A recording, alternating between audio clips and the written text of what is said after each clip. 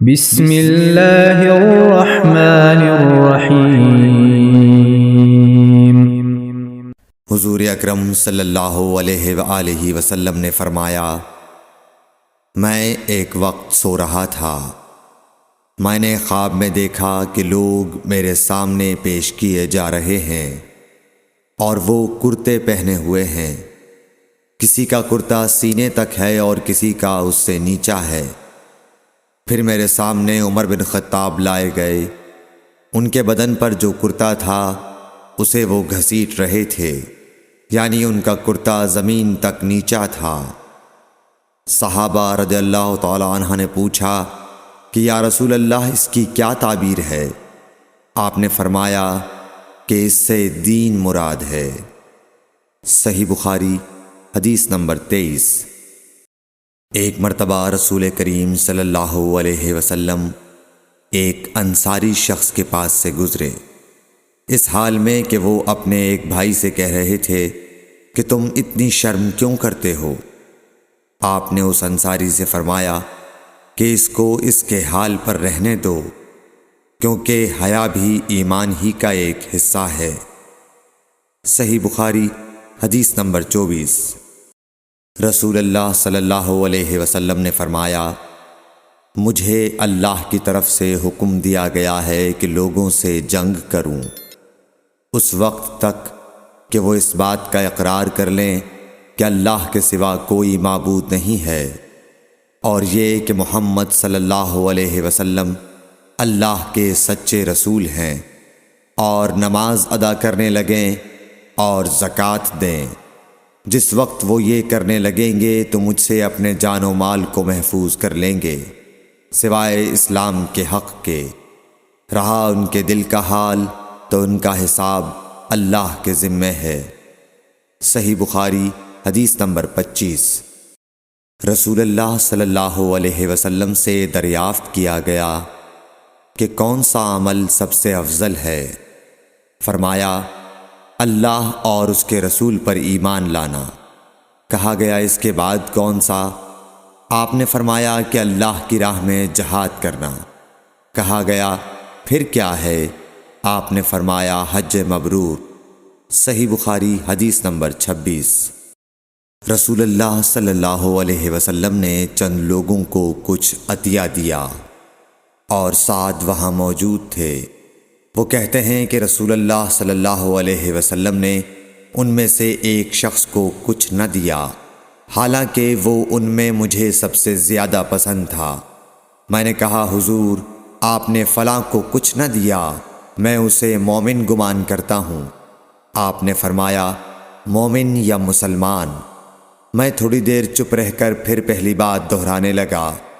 حضور صلی اللہ علیہ وسلم نے بھی دوبارہ وہی جواب دیا۔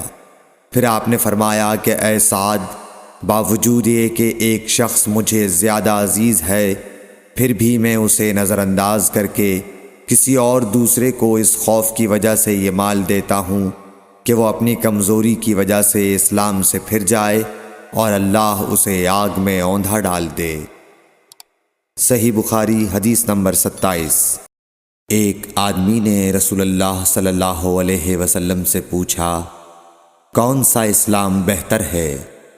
آپ صلی اللہ علیہ وسلم نے فرمایا کہ تو کھانا کھلائے اور ہر شخص کو سلام کرے، خواہ اس کو تو جانتا ہو یا نہ جانتا ہو۔ صحیح بخاری حدیث نمبر 28۔ حضرت صلی اللہ علیہ وسلم نے فرمایا، مجھے دوزخ دکھلائی گئی تو اس میں زیادہ تر عورتیں تھیں جو کفر کرتی ہیں۔ کہا گیا حضور، کیا وہ اللہ کے ساتھ کفر کرتی ہیں؟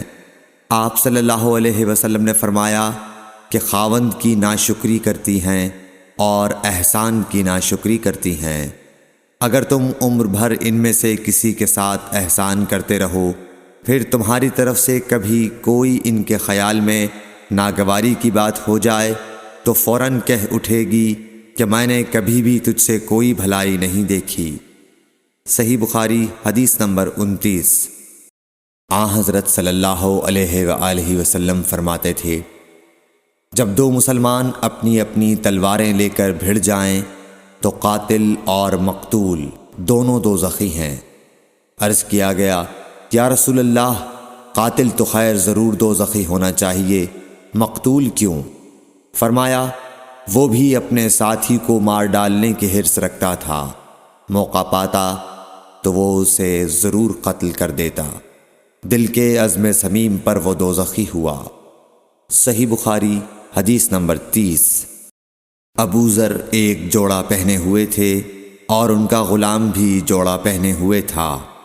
سبب دریافت کیا گیا تو کہنے لگے کہ میں نے ایک شخص یعنی غلام کو برا بھلا کہا تھا اور اس کی ماں کی غیرت دلائی یعنی گالی دی، تو رسول اللہ صلی اللہ علیہ وسلم نے یہ معلوم کر کے مجھ سے فرمایا، اے ابو ذر، تو نے اسے ماں کے نام سے غیرت دلائی ہے، بے شک تجھ میں ابھی کچھ زمانہ جاہلیت کا اثر باقی ہے، یاد رکھو ماتحت لوگ تمہارے بھائی ہیں، اللہ نے اپنی کسی مصلحت کی بنا پر انہیں تمہارے قبضے میں دے رکھا ہے، تو جس کے ماتحت اس کا کوئی بھائی ہو تو اس کو بھی وہی کھلائے جو آپ کھاتا ہے، اور وہ کپڑا اسے پہنائے جو آپ پہنتا ہے، اور ان کو اتنے کام کی تکلیف نہ دو کہ ان کے لیے مشکل ہو جائے، اور اگر کوئی سخت کام ڈالو تو تم خود بھی ان کی مدد کرو۔ صحیح بخاری حدیث نمبر 31۔ جب سورہ انعام کی یہ آیت اتری، جو لوگ ایمان لائے اور انہوں نے اپنے ایمان میں گناہوں کی آمیزش نہیں کی، تو آپ صلی اللہ علیہ وسلم کے اصحاب نے کہا، یا رسول اللہ، یہ تو بہت ہی مشکل ہے، ہم میں کون ایسا ہے جس نے گناہ نہیں کیا؟ تب اللہ پاک نے سورہ لقمان کی یہ آیت اتاری کہ بے شک شرک بڑا ظلم ہے۔ صحیح بخاری حدیث نمبر 32۔